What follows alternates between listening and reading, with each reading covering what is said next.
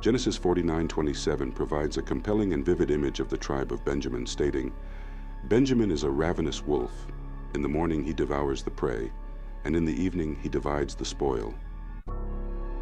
This prophecy by Jacob to his son Benjamin conveys a powerful message about the nature and future of the tribe of Benjamin, highlighting their warrior-like characteristics and foreshadowing their role in future narratives within the biblical text.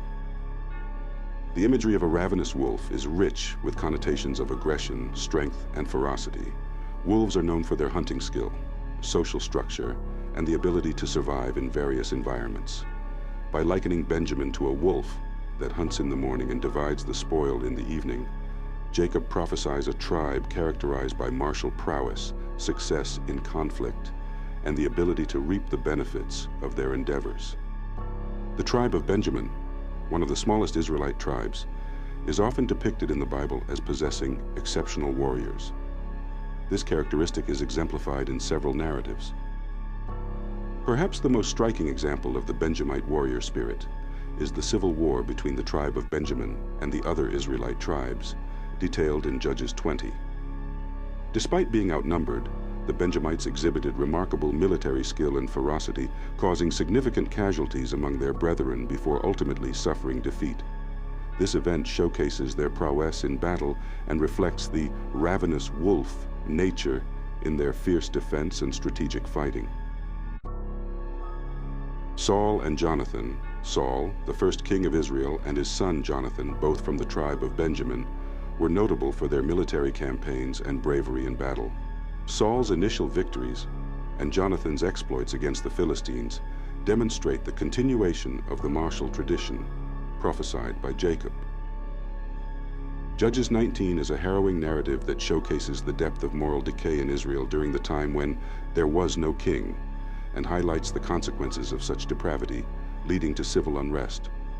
The story begins with a Levite retrieving his concubine from her father's home in Bethlehem after she had been unfaithful to him.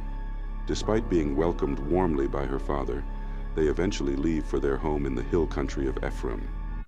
Opting not to stay in the foreign city of Jebus, Jerusalem, they push on to Gibeah in Benjamin, where they expected to find safety among their Israelite brethren. However, the lack of hospitality in Gibeah results in them staying with an old man from Ephraim who offers them shelter. While the Levite, his concubine, and his servant are staying with the old man in Gibeah, some wicked men of the city surround the house. They demand that the old man bring out the Levite so they can sexually abuse him. The old man, seeking to protect his guest, offers his own virgin daughter and the Levite's concubine to the mob, pleading with them not to commit such an evil act against the Levite. This attempt to avert violence against the Levite by offering the women is indicative of the extremely low status of women in that society and the desperation to protect guest rights. The mob refuses to listen, and the Levite eventually puts his concubine outside to them. They brutally rape and abuse her all night until the morning. At dawn, she collapses at the door of the house where her master was staying, with her hands on the threshold. In a gruesome response to her death, the Levite takes a knife and cuts his concubine's body into 12 pieces. He sends each piece to all the areas of Israel, triggering a national outcry and assembly of the tribes to address this atrocity. This act serves as a grim rallying call for collective action against the crime committed in Gibeah. The account of the Levite's concubine, found in Judges 19, 1-30, is a distressing narrative that underscores the moral decay and lawlessness of Israel during the period of the Judges. The account of the Levite's concubine, found in Judges 19, 1-30, is a distressing narrative that underscores the moral decay and lawlessness of Israel during the period of the Judges.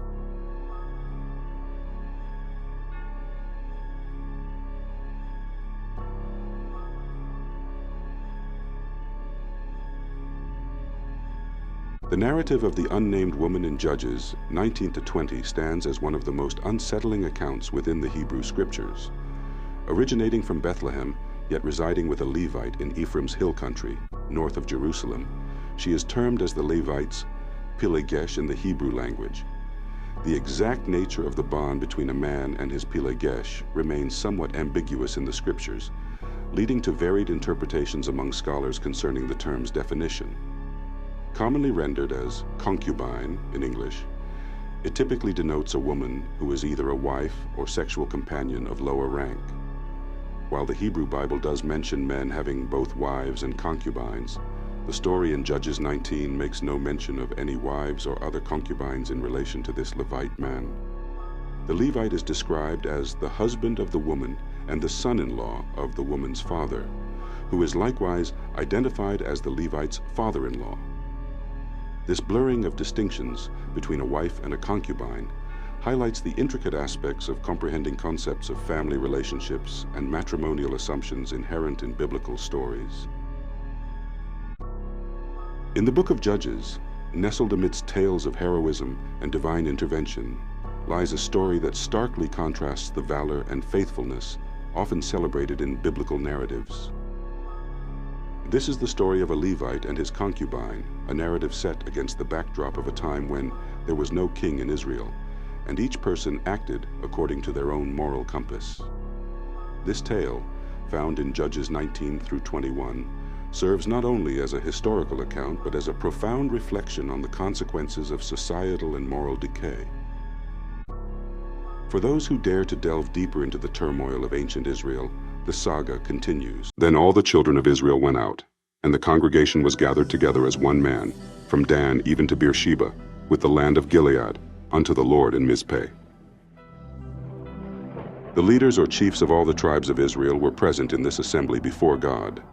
The total number of armed men who gathered was an impressive 400,000 foot soldiers ready for battle. This large number emphasizes the severity of the situation and the unity of the Israelite tribes in responding to the crisis at hand.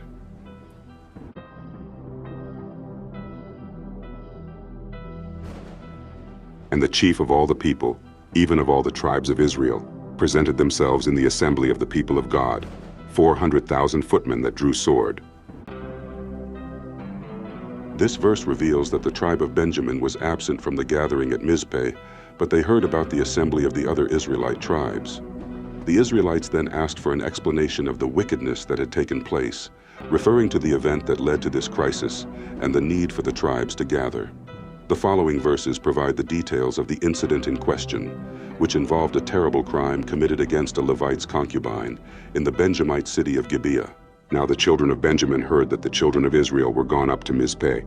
Then said the children of Israel, Tell us, how was this wickedness? And the Levite, the husband of the woman that was slain, answered and said,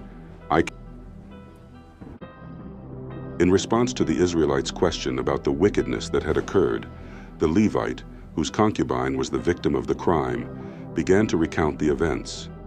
He stated that he and his concubine had come to Gibeah, a city belonging to the tribe of Benjamin, to spend the night. This verse sets the stage for the Levite's account of the terrible incident that took place in Gibeah, which led to the crisis and the gathering of the Israelite tribes at Mizpeh.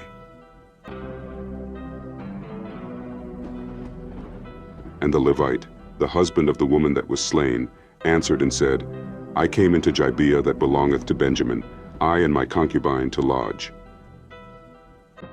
The Levite continues his account of the events in Gibeah. He states that during the night, the men of the city surrounded the house where he was staying and intended to kill him. They also sexually assaulted his concubine so brutally that she died as a result. This verse reveals the horrific nature of the crime committed against the Levite and his concubine, which sparked the outrage and unity among the Israelite tribes to seek justice. And the men of Gibeah rose against me, and beset the house round about upon me by night, and thought to have slain me.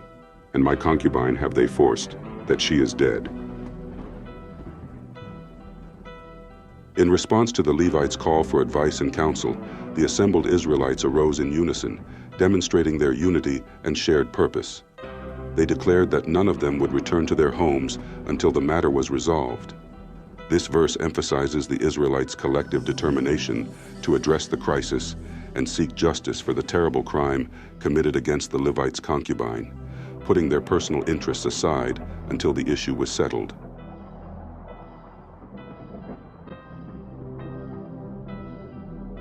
And I took my concubine, and cut her in pieces, and sent her throughout all the country of the inheritance of Israel, for they have committed lewdness and folly in Israel. The Israelites now discuss their plan of action to address the crime committed in Gibeah. They decide to attack the city, but in order to ensure fairness and impartiality, they propose to select the attacking force by lot. This means that the troops who would lead the assault on Gibeah would be chosen randomly from among the assembled Israelite tribes. This verse shows the Israelites' commitment to a united and just response to the atrocity, leaving no room for personal biases or preferences in carrying out their plan. Behold, ye are all children of Israel.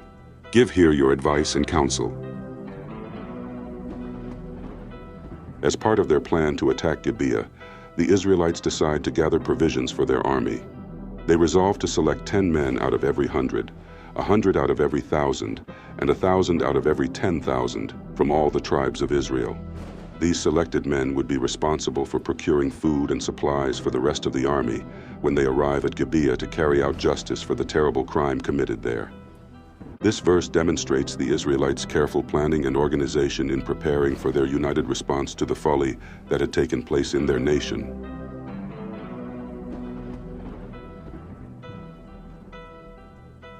And all the people arose as one man, saying, We will not any of us go to his tent, neither will we any of us turn into his house.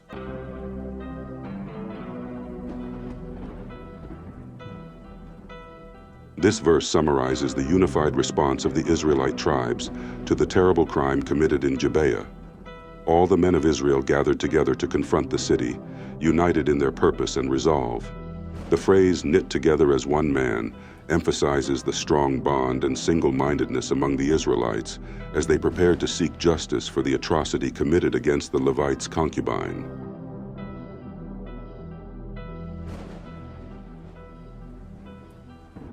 But now this shall be the thing which we will do to Gibeah. We will go up by lot against it. Before taking military action against Gibeah, the Israelite tribes sent a delegation to the tribe of Benjamin, addressing the entire tribe. They questioned the Benjamites about the terrible crime that had been committed in their territory, referring to it as a wickedness that had occurred among them. This verse shows that the Israelites sought to communicate with the Benjamites and give them an opportunity to address the situation before resorting to armed conflict. And we will take 10 men of 100 throughout all the tribes of Israel, and 100 of 1,000, and 1,000 out of 10,000, to fetch victual for the people, that they may do, when they come to Gibeah of Benjamin, according to all the folly that they have wrought in Israel.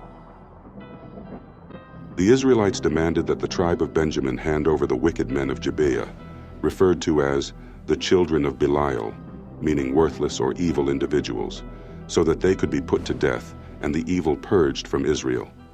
However, the Benjamites refused to listen to their fellow Israelites and did not comply with their demand.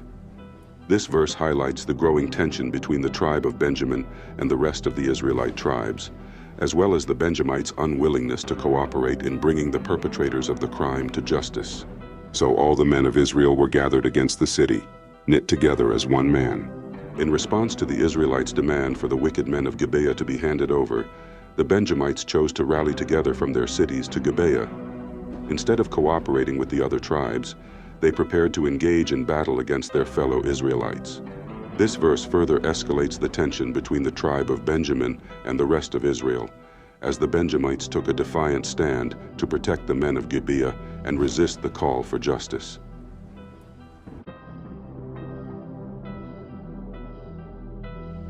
And the tribes of Israel sent men through all the tribe of Benjamin, saying, What wickedness is this that is done among you? This verse provides the number of Benjamite warriors who gathered to fight against the other Israelite tribes. The Benjamites mustered 26,000 armed men from their cities, in addition to 700 chosen men from Gibeah itself. These figures indicate the military strength of the tribe of Benjamin as they prepared to confront the rest of Israel in battle, rather than surrender the guilty men of Gibeah to face justice.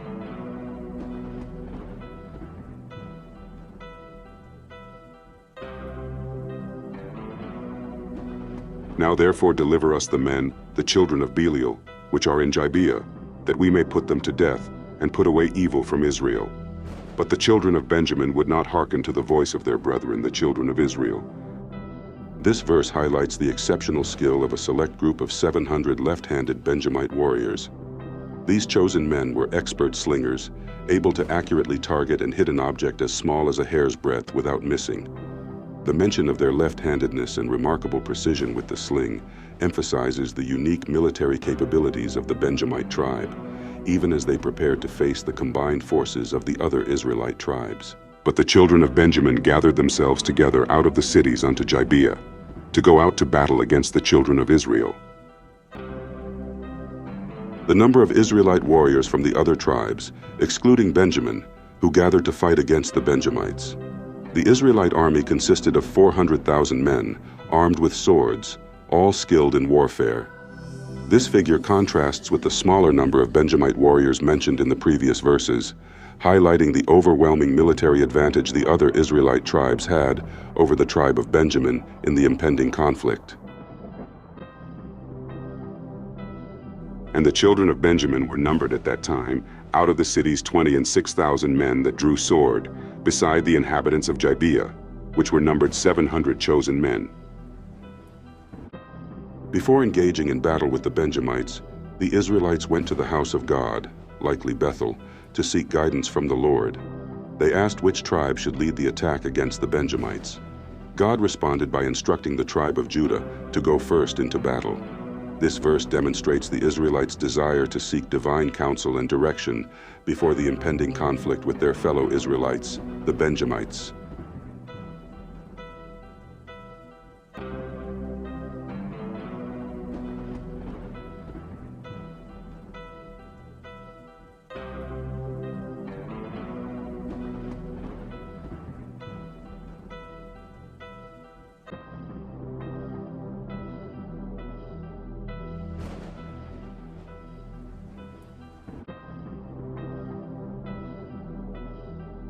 Among all this people there were 700 chosen men left-handed. Everyone could sling stones at an hairbreadth and not miss. Following God's instruction for the tribe of Judah to lead the attack, the Israelites rose up early in the morning and set up camp near Gibeah, preparing to confront the Benjamites in battle.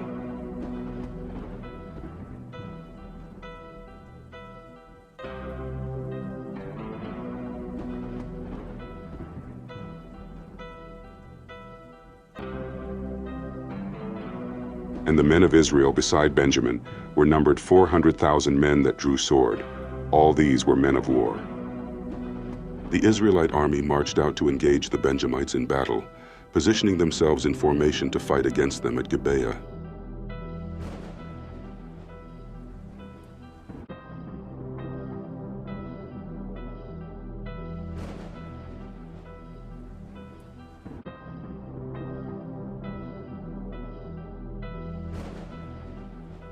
And the children of Israel arose, and went up to the house of God, and asked counsel of God, and said, Which of us shall go up first to the battle against the children of Benjamin? And the Lord said, Judah shall go up first. In this verse, the Israelites are preparing to fight against the Benjamites, one of the 12 tribes of Israel. Before going into battle, they seek God's guidance at Bethel, a sacred place.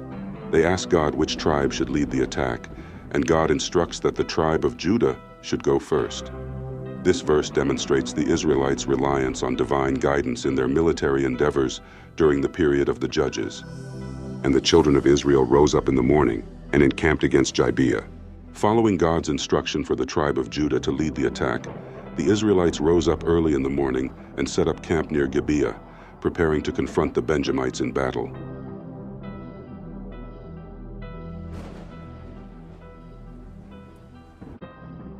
And the men of Israel went out to battle against Benjamin, and the men of Israel put themselves in array to fight against them at Gibeah.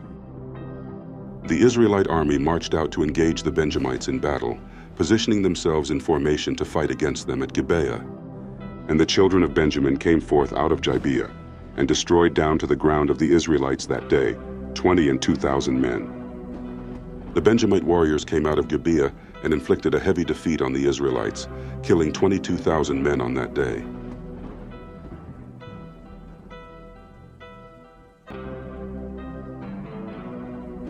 And the people, the men of Israel, encouraged themselves, and set their battle again in array, in the place where they put themselves in array the first day. Despite the heavy losses suffered on the first day of battle, the Israelite army rallied their courage and once again arranged themselves in battle formation at the same location as the previous day, preparing to continue the fight against the Benjamites. And the children of Israel went up and wept before the Lord until even, and asked counsel of the Lord, saying, Shall I go up again to battle against the children of Benjamin my brother? And the Lord said, Go up against him. After their defeat, the Israelites went before the Lord and wept until evening, seeking his guidance. They asked whether they should engage in battle against their fellow Israelites, the Benjamites, once more. The Lord responded by instructing them to go up against the Benjamites again, indicating his approval for the Israelites to continue the fight. And the children of Israel came near against the children of Benjamin the second day. On the second day, the Israelite army advanced toward the Benjamites to engage them in battle once more. And Benjamin went forth against them out of Gibeah the second day, and destroyed down to the ground of the children of Israel again 18,000 men. All these drew the sword. On the second day of battle, the Benjamites once again came out from Gibeah and inflicted another devastating defeat on the Israelites, killing 18,000 men, all of whom were armed with swords. Then all the children of Israel and all the people went up and came unto the house of God, and wept, and sat there before the Lord, and fasted that day until even, and offered burnt offerings and peace offerings before the Lord. Following their second defeat, all the Israelites went to the house of God, where they wept, fasted until evening, and presented burnt offerings and peace offerings to the Lord, seeking his guidance and favor. And the children of Israel inquired of the Lord, for the ark of the covenant of God was there in those days. The Israelites sought the Lord's guidance, as the ark of the covenant, a symbol of God's presence, was with them at the house of God during that time.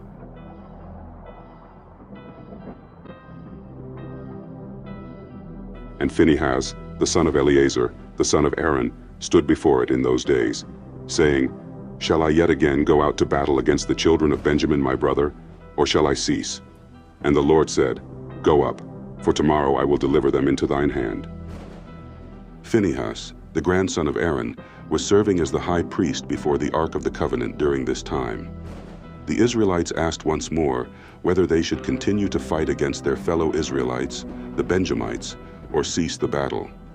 The Lord responded, instructing them to go up against the Benjamites, promising that he would deliver the Benjamites into their hands the next day. And Israel set liers in wait round about Gibeah. The Israelites positioned troops in ambush around Gibeah, preparing a strategic plan for the upcoming battle against the Benjamites.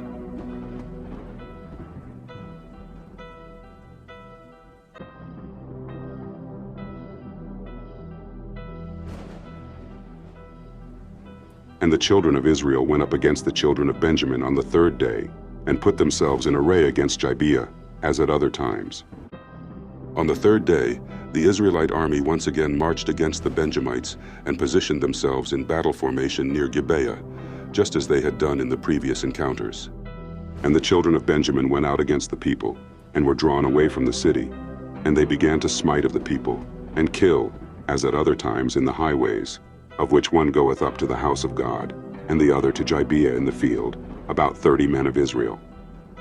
On the third day, the Israelite army once again marched against the Benjamites and positioned themselves in battle formation near Gibeah, just as they had done in the previous encounters.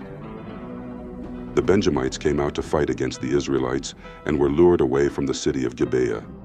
They began to attack and kill the Israelites along the highways leading to the house of God, Bethel, and Gibeah, just as they had done in the previous battles.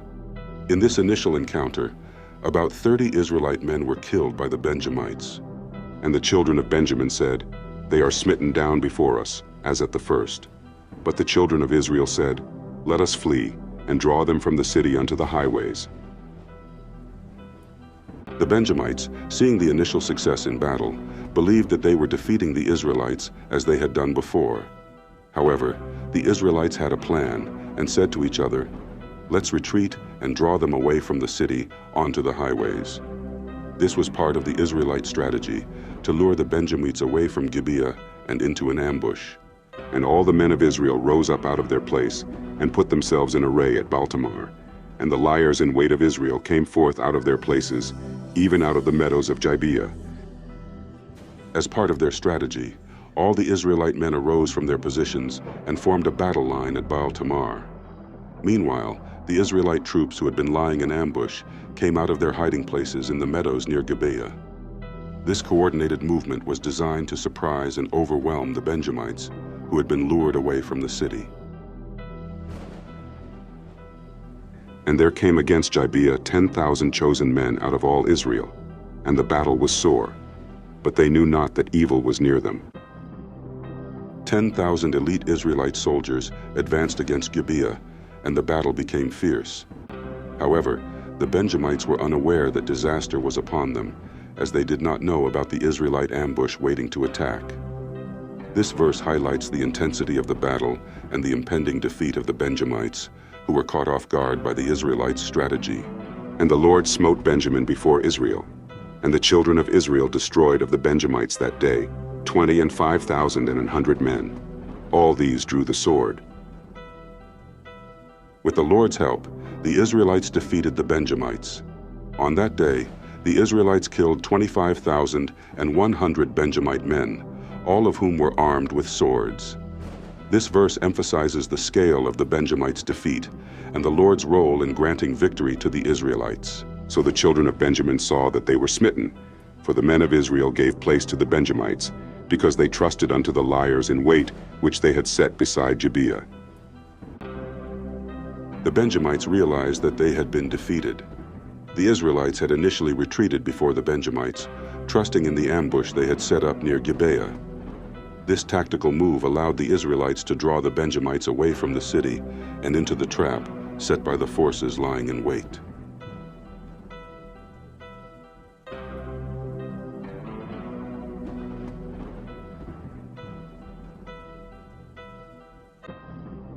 And the liers in wait hasted and rushed upon Gibeah, and the liers in wait drew themselves along and smote all the city with the edge of the sword. In Judges 20:37, the Israelite soldiers who had been lying in ambush rushed into the city of Gibeah and attacked it. The verse states that they drew themselves along, which suggests a systematic and thorough attack, moving through the city to ensure no one was left alive. The phrase "smote all the city with the edge of the sword" indicates that the Israelites killed everyone they encountered in Gibeah, including men, women, and children. This was a common practice in ancient warfare, especially when a city was considered to be under divine judgment, as was the case with Gibeah, due to the actions of the wicked men who had assaulted and killed the Levite's concubine. Judges 19:20. It is important to note that this event is recorded in the context of a specific historical and cultural setting, and such actions were not uncommon in ancient times. However, from a modern perspective, and in light of the teachings of Jesus, such violence is not condoned or encouraged. The destruction of Gibeah and its inhabitants was part of the Israelites' campaign against the Benjamites, who had refused to surrender the guilty men and had instead chosen to fight against the other Israelite tribes. The ambush and attack on Gibeah were a turning point in the battle, leading to the defeat of the Benjamites, as described in the subsequent verses of Judges 20. Now there was an appointed sign between the men of Israel and the liers in wait, that they should make a great flame with smoke rise up out of the city. The Israelites had agreed upon a signal between the main army and the men lying in ambush. The plan was that the ambushing troops would create a large fire, causing a great plume of smoke to rise from the city of Gibeah. This smoke signal would serve as a communication between the two parts of the Israelite army, likely indicating that the ambush had been successful and that the main force should proceed with their attack. And when the men of Israel retired in the battle, Benjamin began to smite and kill of the men of Israel about 30 persons.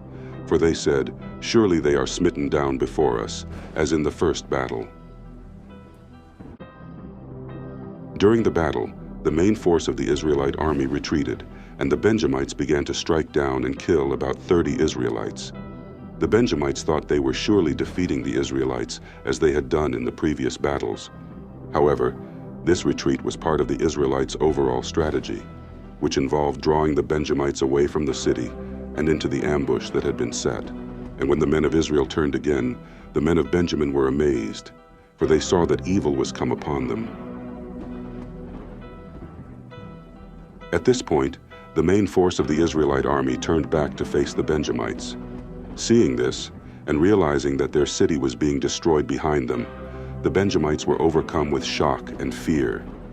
They suddenly understood that disaster had befallen them, as they were now caught between the main Israelite army and the forces that had successfully ambushed Gibeah.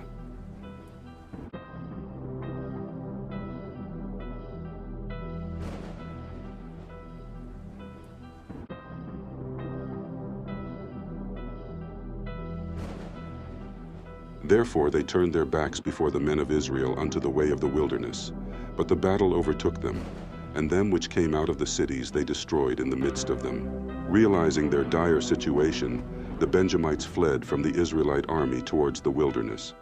However, they could not escape the battle, as the Israelites pursued them. Additionally, the Israelites destroyed the Benjamites who came out of the cities to help their fellow tribesmen. The Benjamites were caught in the middle, with the main Israelite force on one side and the Israelites who had ambushed Gibeah on the other, resulting in a devastating defeat. Thus they enclosed the Benjamites round about, and chased them, and trode them down with ease over against Gibeah toward the sun rising. The Israelites surrounded the Benjamites, pursuing and overtaking them. They easily overwhelmed and crushed the Benjamites near Gibeah, on the east side of the city toward the sunrise. This verse highlights the complete defeat of the Benjamites, as they were encircled, chased down, and trampled by the Israelite forces.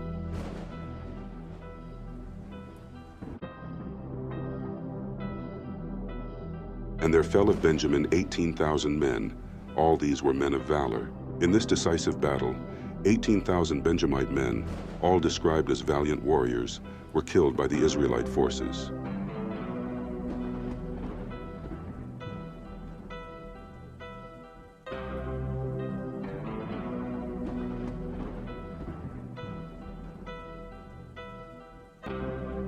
And they turned and fled toward the wilderness unto the rock of Rimmon. And they gleaned of them in the highways 5,000 men, and pursued hard after them unto Gedem, and slew 2,000 men of them.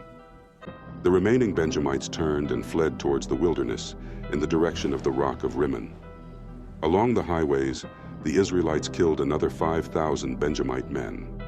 The Israelites continued their relentless pursuit of the Benjamites as far as Gedem, where they killed an additional 2,000 men.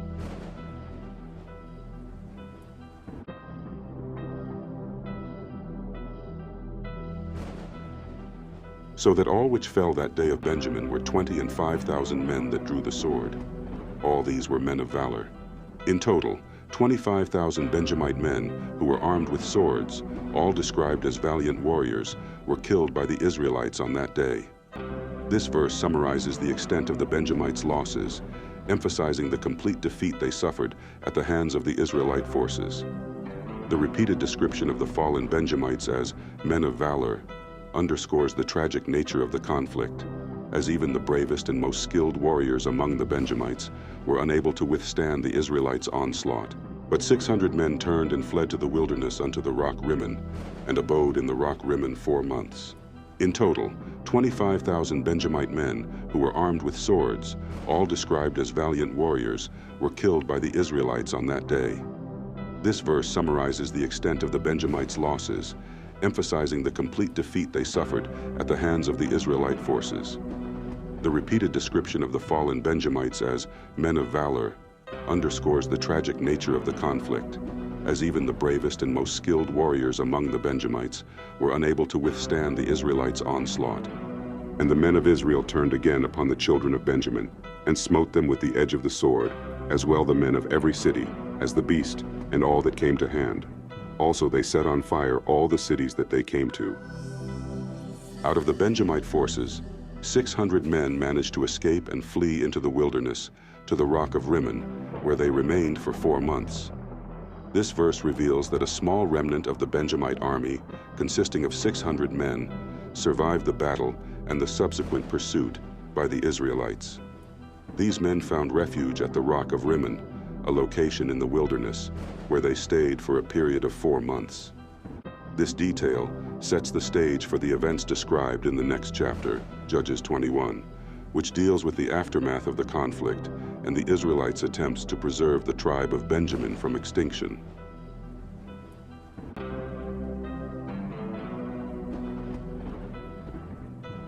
Judges 21 is the final chapter of the book of Judges and deals with the aftermath of the brutal civil war between the Israelite tribes and the tribe of Benjamin, as described in Judges 19 to 20. After the Israelites had defeated the Benjamites and destroyed their cities, they realized that the tribe of Benjamin was on the verge of extinction. The Israelites had sworn an oath at Mizpeh not to give their daughters in marriage to any Benjamite, which posed a problem for the survival of the tribe. The Israelites assembled at Bethel and wept before God, realizing the near extinction of the tribe of Benjamin. They sought a way to provide wives for the remaining 600 Benjamite men, as they had sworn not to give their own daughters in marriage to them. However, there were not enough women for all the remaining Benjamite men. The Israelites then devised a plan, allowing the Benjamites to steal wives from the young women who came to dance at the annual feast in Shiloh. The chapter ends with the statement, "In those days there was no king in Israel. Every man did that which was right in his own eyes," highlighting the moral and political instability of the time. The events in Judges 21 show the Israelites' efforts to prevent the complete extinction of the tribe of Benjamin while navigating the complex social and religious obligations they had sworn to uphold.